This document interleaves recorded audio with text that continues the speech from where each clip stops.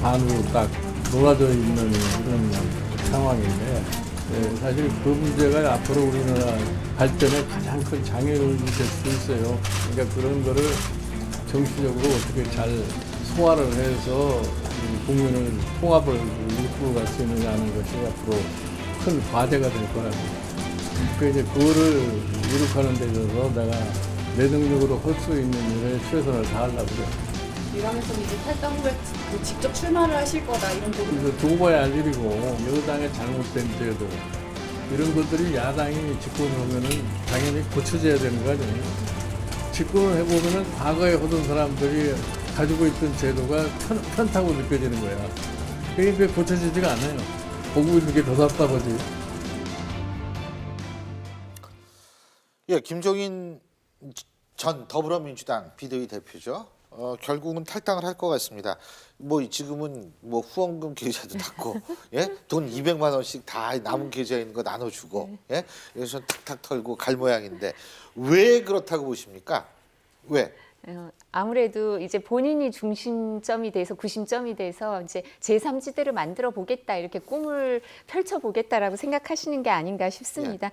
사실 이제 국회의원들이 임기가 끝나거나 아니면 이제 재판을 받아서 당선 무효가 되거나 할 때 이제 제일 마지막에 하는 일이 후원금 계좌 정리하는 거죠. 그래서 그리고 동료 의원들한테 돈 줄 사람이 있으면 이 부분에 대해서 이제 지원을 해주는 거는 이제 이 지원 명단을 보면 누구와 이제 친밀한지도 또 나올 수밖에 없는데요. 근데 뭐 김종인 전 대표의 경우에 탈당을 할 것인가 말 것인가 저희가 계속 그랬었는데 이제 탄핵 그 기차가 이제 클라이맥스로 향해 가니까 어떻게든 결론이 나니까 그게 새로운 시작이 될 수도 있으니까 본인도 본인의 정치적 행보를 가속화하고 일정 부분 이제 타임 스케줄대로 나가야 된다고 생각을 하신 게 아닌가 싶습니다. 두 가지인데요. 예. 하나는 늦었습니다. 왜 늦었냐면 시기적으로 늦었다. 두 번째는 일렀다. 예. 자, 첫 번째 늦었다는 바로 반기문 총장입니다. 사실은 반기문 총장 변수가 반기문 총장이 들어와서 1, 2개월 내에 하나의 어떤 그 판을 흔들고 예. 그다음에 김종인 대표가 탈당을 해서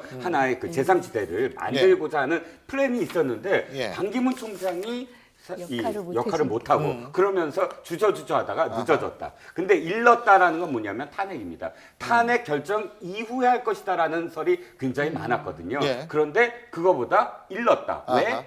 그만큼 임팩트를 줘야 된다. 예. 탄핵 결정 이후에 하면 묻혀버린다 자신이. 아하. 그래서 지금 해서 이미 이것도 일수불퇴. 아하. 똑같죠? 먼저 이렇게 해서 오늘은 하나의 일수불퇴의 날이네요. 예. 기세를 형성하겠다라는 아하. 선언을 빨리 한 거죠. 예. 자, 그 사이에 우리 박지훈 변호사님 나와 계시죠? 안녕하세요. 예. 근데 손학규 전 대표하고 김종인 전 대표하고 만났다는 거예요, 두 분이. 네. 근데 손학규 전 대표가 얘기하기를 뭐냐면 김종인 전 대표의 탈당 후에 정치권에 빅뱅이 일어날 것이다. 그 빅뱅이 일어날까요?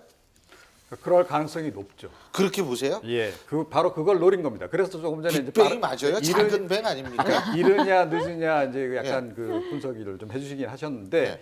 나름은 최적의 타이밍을 찾은 겁니다. 사실은 반기문 전 총장이 그대로 계속 대선 행보를 하고 있었다면 기회가 없었을 겁니다. 예. 그런데 반 총장이 중간에 중도 탈락함으로 해서 김종인 전 대표가 나설 수 있는 기회가 생긴 거죠, 그나마. 예. 전 그렇게 보고요. 그런데 이것도 이제 타이밍이 있는 거죠. 예. 근데 이걸 가장 이제 본인의 역할을 극대화할 수 있는 시점은 어찌됐건 제3지대에서의 여러 주자들이 하고 있는 노력들이 다 무산돼서 별로 힘을 받지 못한 때, 아하. 그때 본인이 짠 나타나서 정리를 다 하고 그걸 주도해 나가는 이게 가장 좋은 그림이라고 아마 처음부터 생각을 했을 겁니다. 예. 그걸 기다린 거죠. 그런데 드디어 때가 왔다. 그래서 아하. 이제 이번에 탈당을 결행하는 거고요. 예. 제가 보기에는 이제 앞으로 싼 건물을 주실 가능성이 높다. 그러니까 왼쪽에는 예. 개헌, 오른쪽에는 반문연대. 반문연대. 반문연대. 반문 표현은 이제 비패권연대라고 얘기를 하고 있죠. 그 두 가지 칼을 들고 싼 건물을 주실 텐데. 비패 연대가 낫겠네. 비패 연대. 그렇죠. 잘못하면 부패가 되겠네. 맞습니다. 부- 이건 먹는 어찌됐건. 부패. 예. 네.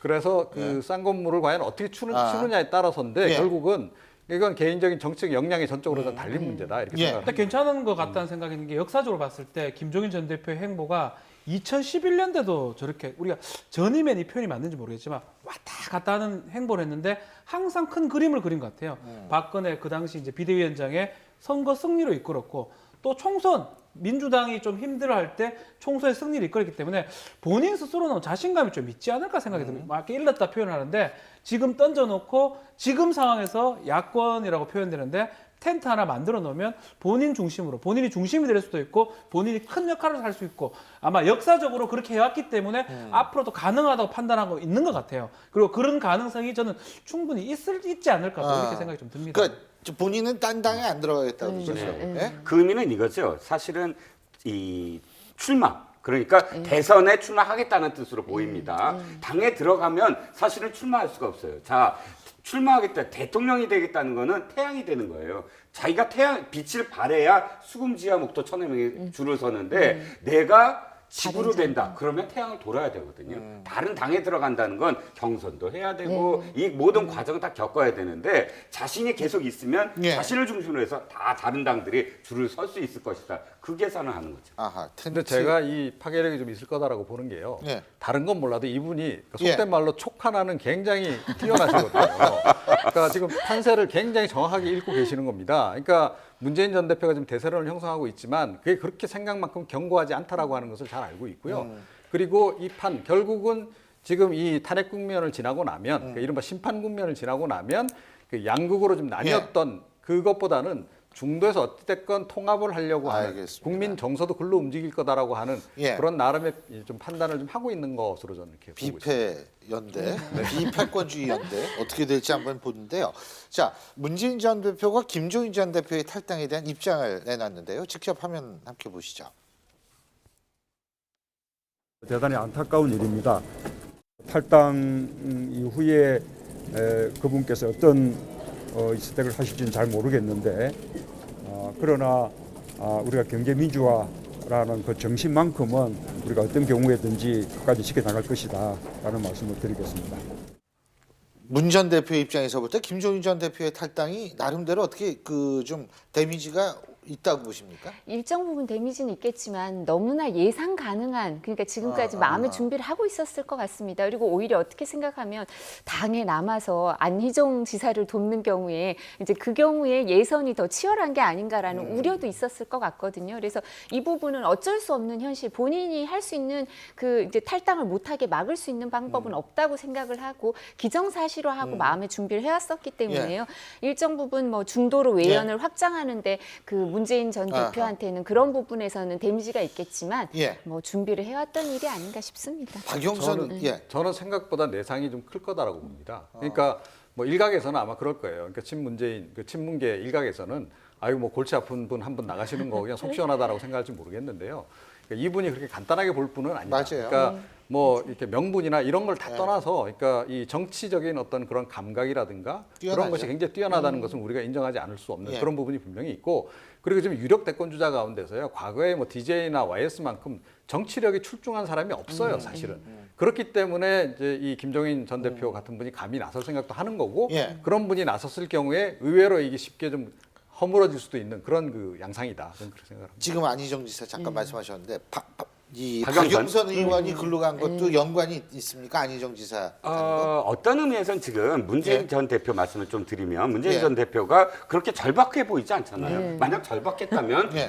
지금 이렇게 기자회견 하겠어요? 달려가서 어떻게든 예. 만났겠어요? 안 절박한 이유가 아하. 바로 그거입니다. 박영선 의원이라든지 예. 비문계 의원들이 지금 안희정 지사한테도 많이 가 있고 함께 탈당 안 할 것 같거든요. 일단은 경선 때까지는 예. 이 안 따라 나설 가능성이 아. 큽니다. 경선 이후 또는 뭐 탄핵 결정 이후 이런 어떤 단계적으로 따라 나서거나 혹은 빅뱅이 일어나야만 그러니까 탈당을 하기 때문에 네. 뭐 오늘 김종인 전 대표도 얘기를 했죠. 비대위원장도 이거 정치를 혼자 하는 거지 여러 사람이 다 같이 움직이는 거 아니다라고 얘기를 했듯이 일단은 혼자 탈당을 했으므로 경선을 지켜봐야 될 것 같다는 거죠. 예, 어쨌든 지금 진짜 아까 우리 이종원 박사님이 말씀하신 대로 이 정치 뭐 하여간 상당히 고단수인 우리 김종인 전 대표의 행보 저희가 계속 지켜보고요.